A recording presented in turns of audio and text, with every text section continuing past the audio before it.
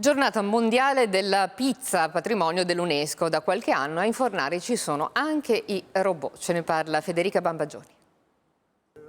C'era una volta la classica margherita con le più note varianti, capricciosa, quattro stagioni, boscaiola, rossa o bianca.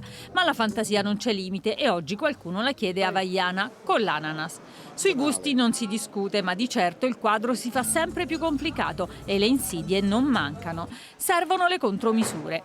Innanzitutto il pizzaiolo ha il suo patrono, Sant'Antonio Abate, e dal 2017 a proteggere quest'arte c'è l'UNESCO che ne ha fatto patrimonio mondiale. Un disciplinare fissa i requisiti della verace pizza napoletana: ingredienti, proporzioni, tecniche di lavorazione.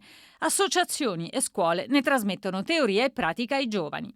Con la pandemia, fa sapere Coldiretti, le pizzerie hanno subito nel 2021 perdite per 2,5 miliardi a causa di chiusure, quarantene, calo dei turisti stranieri, smart working.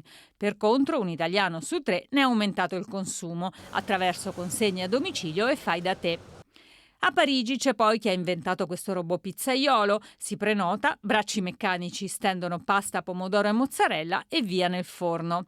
E se all'Università Federico II di Napoli negli anni scorsi è stato brevettato quest'altro robot, l'intento qui è più scientifico: studiare le difficoltà nei movimenti umani, non soppiantare i veri pizzaioli. Impossibile.